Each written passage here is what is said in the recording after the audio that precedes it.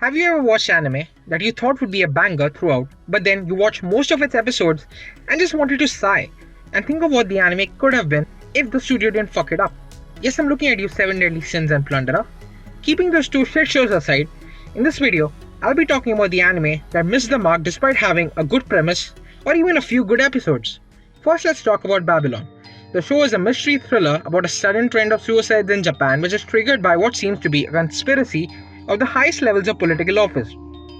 The viewers are taken on a journey with the protagonist of the show, an upright prosecutor who cares about justice and isn't afraid to ponder upon the depths of what it means to him. He, along with his sidekick, go through all the pieces of evidence in a very categorical manner, and we the viewers can also engage while piecing the information together that's known to us.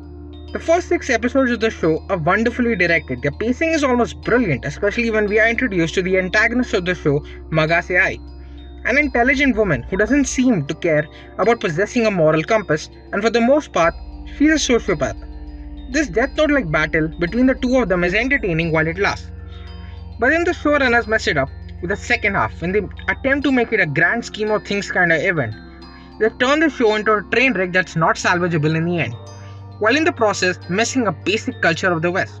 I was saddened with the way the second half was planned. The execution didn't matter much after that.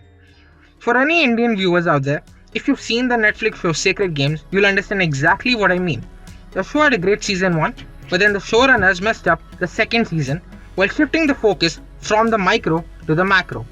If I were to rate the first 6 episodes, I'd give it a solid 8 out of 10, while the second half gets 3 to 4 out of 10, and that's me being generous.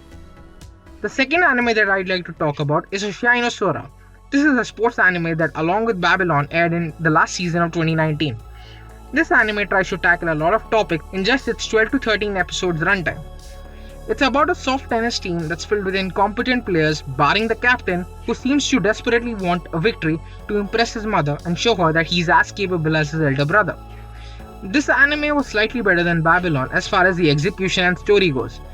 Their soft tennis team receives a threat from the Students' Council. They basically tell them that you will be disbanded if you do not achieve something in the next tournament. This forces the captain to seek the help of an old friend who has no experience with tennis whatsoever, but is apparently very athletic and therefore capable of adapting to any sport. Now all the players have their own set of problems that they face, ranging from a control freak mother to a boy who thinks that he's a girl, from an abusive father to a boy who's having trouble dealing with the fact that he is adopted. These issues take a while to tackle, and with such a limited number of episodes, the boys don't have a lot of room for character development. The prodigy comes off as a person who can overcome any problem in sports with little effort. Creators did try to give him a traumatic childhood by adding an abusive father, but that doesn't manage to do a lot of wonders to the plot. However, unlike Babylon, the best episode happens to be the last episode, where we are left with a somewhat good cliffhanger, but that's all we're going to get since there's not going to be a season 2. And the biggest bummer is that both these shows are original. They don't have a manga or a light novel that is somewhat better.